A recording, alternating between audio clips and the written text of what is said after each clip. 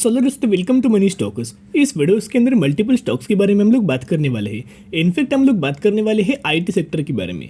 तो सबसे पहले निफ्टी 50 के अंदर किस तरीके से क्यों हमें गिरावट हमें देखने को मिले, इसके पीछे का रीजन क्या है, उसके बारे में दोस्तों हम लोग बात करेंगे।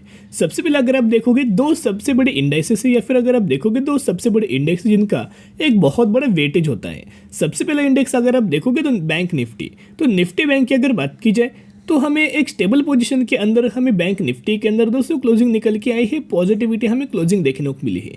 लेकिन अगर आप निफ्टी आईटी के अंदर देखोगे तो निफ्टी आईटी के अंदर मोर देन 3% की गिरावट हमें निकल के आई, जो कि सबसे बड़ा इसका वेटेज हमें अगला बैंक निफ्टी के बाद निफ्टी आईटी के ही अंदर हमें नजर आ जाता है। As well as Nifty metal के अंदर भी ऑलमोस्ट 1% से ज़्यादा की ही हमें गिरावट दोस्तों देखने को मिली है। यानी कि निफ्टी आईटी के अंदर 3% से ज़्यादा की गिरावट और निफ्टी मेटल्स के अंदर 1% ज़्यादा की हमें गिरावट दोस्तों आपको देखने को मिली है, जिसकी वजह से अगर आप देखोगे तो निफ्टी के अंदर भी हमें गिरावट निकल के आई है। तो बैंक निफ्टी के अंदर जितने भी बैंक्स होंगे उन मैक्सिमम बैंक्स के अंदर करेक्शन देखने को मिलेगा, या फिर अगर आप देखोगे निफ्टी आईटी के अंदर जितने भी हमें स्टॉक्स होंगे उन हर एक स्टॉक के अंदर हमें गिरावट आपको नजर आ जाएगी।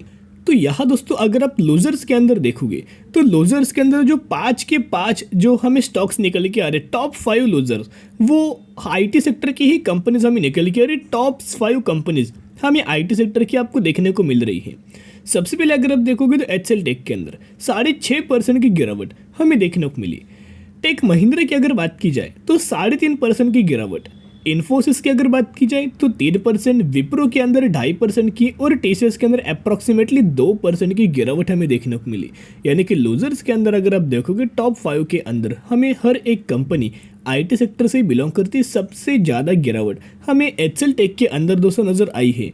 और न्यूज़ जो हमें निकल के आई है एचएल टेक्नोलॉजीज की ही अंदर हमें न्यूज़ निकल गई, जिसकी वजह से आईटी सेक्टर के अंदर हमें 3% से ज़्यादा की हमें गिरावट निकल के आई है। तो अभी हम आ चुके अपडेट्स के ऊपर, अभी हम आ चुके न्यूज़ के ऊपर। देखिएगा जैसे कि मैंने आपके साथ शेयर किया था Y HL technology shares lumped 7% today. यानी कि एचएल टेक्नोलॉजीज के ही अंदर हमें न्यूज़ निकल के आई है। तो एचएल टेक के जो सीईओ हमें जो निकल के उन्होंने एक स्टेटमेंट मेंशन किया है और एक स्टेटमेंट के अंदर ही एक नेगेटिविटी हमें नज़र आई है। तो एचएल टेक की अगर बात की जाए तो कंपनी की कल के दिन हम एक इन्वेस्टर मीटिंग हमें निकल के आई थी, जहां अगर आप देखोगे सीईओ भी हमें मेंशन दोस्तों निकल के आए थे। तो देखिएगा chief executive officer C Vijay Kumar at company investor day said in October we had increase our guidance from 13.5% से लेके 14.5% तक इन्होंने अपना जो गाइडेंस है वो इंक्रीज किया है। We had certain assumption which help us to devise 16 to 70% service growth. We had assumed certain forelock, but we are seeing by a higher. BFSI is a segment which is little bit impacted by forelock, following bye tech companies. तो basically दोस्तों यहाँ अगर आप देखोगे इन्होंने यही हमें negativity spread किया है। BFSI की अगर बात की जाए तो दोस्तों बैंकिंग फाइनेंशियल सर्विसेज। तो ये जो BFSI का जो फुल फॉर्म हमें निकल के वो होता क्या है। सबसे पहले दोस्तों अगर आप देखोगे किसी भी आईटी कंपनी के लिए BFSI एक सेगमेंट है जहां सबसे ज़्यादा रेवेन्यू सोर्सेस इसी सेगमेंट से आईटी सेक्टर हमें जनरेट करता है। और इनका ये मानना है कि BFSI के अंदर आपको लिटिल बिट इम्पैक्ट हमें नज़र आ सकता है, और इनका जो BFSI का जो हमें सेगमेंट है वो एक कम परफॉर्मेंस कर सकता है। फॉरलॉफ का मतलब होता है कम, तो बेसिकली कम परफॉर्मेंस हमें कर सकता है। और सिर्फ उन्होंने हमें एचएल टेक के अंदर मेंशन नहीं किया, इन्होंने टेक कंपनीज हमें मेंशन किया है। उस टेक कंपनीज के अंदर एचएल टेक्नोलॉजीज भी है, टीसीएस भी है, विप्रो भी है, और अगर आप देखोगे तो इन्फोसिस भी हमें नज़र आई है। तो BFSI का एक प्रूफ मैं आपके साथ शेयर करना चाहूँगा, वीडियो के एंड तक दोस्तों जरूर बने रहिएगा। तो अभी हम अगर आप देखोगे इसी रिगार्डिंग हमें नेगेटिविटी स्प्रेड करने की कोशिश कर दी जा रही है। संदीप सबरवाल की अगर बात की जाए तो एनालिस्ट आप यह बोल सकते हो। The former head of equity at SBI mutual fund in a tweet said small warning have started will become bigger as we move into 2023 ever take an earning oriented sector in general. तो basically यही दोस्तों इन्होंने spread हमें negativity spread किया है कि इनका ये मानना है कि आपको कंपनी जो टेक रिगार्डिंग जो काम करती है, या फिर अगर आप देखोगे अर्निंग ओरिएंटेड रिगार्डिंग जो कंपनीज काम करती है उनका आप इग्नोर कीजिएगा। You will get them cheaper over next 6 month. यानी कि उन कंपनीज के अंदर गिरावट भी हमें नजर आ सकती है। तो सबसे पहले अभी हम आ चुके टीसीएस के Q2 के रिजल्ट्स के अंदर यानी कि Q2 के रिजल्ट्स के अंदर अभी हम आ चुके हैं। सितंबर क्वार्टर के रिजल्ट्स के अंदर अभी दोस्तों हम लोग आ चुके हैं। यहाँ अगर आप देखोगे, अगर आप इस सेगमेंट रेवेन्यूज के अंदर अगर आप देखोगे तो BFSI यानी कि banking, financial services and insurance, तो BFSI का मतलब यही होता है कि banking, financial service and insurance. ये फुल फॉर्म दोस्तों मैंने आपके साथ शेयर कर चुका हूँ। तो यहाँ अगर आप सितंबर क्वार्टर के अंदर देखोगे तो ऑलमोस्ट टोटल रेवेन्यूज अगर आप देखोगे तो 55,000 करोड़ का रेवेन्यूज हमें निकल के आया है। लेकिन 55,000 करोड़ रेवेन्यूज के अंदर सबसे बड़ा वेटेज किसका है? 21,110 करोड़ का वेटेज BFSI का ही हमें निकल के आया है। इसी सेगमेंट का सबसे ज़्यादा वेटेज है। तो एक लॉजिकल बात होती है, इन्होंने जो मेंशन किया है कि आपको BFSI के अंदर यानी कि banking, financial services and insurance के अंदर हमें कम यहाँ रेवेन्यूज ये प्रोड्यूस कर सकते हैं इस सेगमेंट। तो अगर ये सेगमेंट दोस्तों रेवेन्यूज अगर कम परफॉर्म करेगा तो टोटल के अंदर हमें रेवेन्यूज कम नजर आएगा, जो कि पिछले क्वार्टर से, पिछले साल से अगर कम नजर आया तो फिर हमें इन कंपनीज के अंदर गिरावट नजर आ सकती है। तो एक दूसरे के से लिंक इन्होंने एक मेंशन हमें कर दिया था। एक ही पॉइंट दोस्तों मैं आपके साथ शेयर करना चाहूँगा। येस, हमें ग्लोबल बेसिस के ऊपर भी हमें नेगेटिविटी आईटी सेक्टर के लिए रिगार्डिंग हमें नजर आई है। आने वाले फ्यूचर में किस तरह से दोस्तों आपको नेगेटिविटी नजर आई उसके भी ऊपर अगर आप दोस्तों देखोगे तो कोई बात नहीं। एक ही पॉइंट मैं आपके साथ शेयर करना चाहूँगा, अगर आपका व्यू लॉन्ग टर्म का है तो एक ही बार में एक ही कंपनी के अंदर 100% अमाउंट कभी भी मत डालना।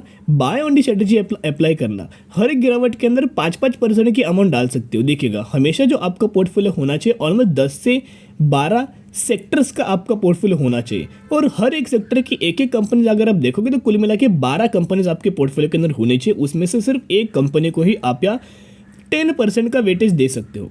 अगर आपकी अमाउंट 1 लाख रुपीज़ है तो 1 लाख डिवाइडेड बाय आप 12 करना। तो हर एक कंपनी को उस तरह से वेटेज देना, क्योंकि क्या होता है अगर टेक सेक्टर नहीं चला तो आपको बेसिकली अगला FMC सेक्टर चल सकता है, या फिर अगर टेक सेक्टर नहीं चला तो और भी पावर वाला सेक्टर चल सकता है। तो ये बात होती है। तो TCS के अगर आप दोस्तों देखोगे तो पिछले एक महीने में हमें रिकवरी भी आपको नज़र आई थी, लेकिन पिछले 5 दिनों की अगर बात की जाए तो हमें 5% की गिरावट भी हमें TCS के अंदर नज़र आई है। तो TCS के अंदर हमें करना क्या चाहिए? तो TCS के अंदर दोस्तों buy on the strategy apply करना, यानी कि TCS हो, विप्रो हो, इन्फोसिस हो, buy on the strategy apply करना और लंबे समय के लिए आप ये होल्ड करके चल सकते हो। फिर इन्फोसिस की अगर बात की जाए तो इन्फोसिस गिरावट का एक बहुत ही कम हमें चांस नजर आ रहा है। अगर इन्फोसिस गिरा भी तो एक इवेंट इन्फोसिस के अंदर चल रहा है बायबैक, कंपनी खुद कंपनी के शेयर्स बायबैक कर रही, बाइंग कर रही, तो जिसकी वजह से और ज़्यादा अगर इन्फोसिस के अंदर गिरावट हुआ तो मैनेजमेंट फिर से शेयर्स बाइंग करेगा, और शेयर्स बाइंग करने से क्या होगा, एक पंप हमें नजर आएगा। तो पंप होने से कंपनी के प्राइस के अंदर भी उछल आएगा और कंपनी 1850 तक हम रेंज जा सकती है।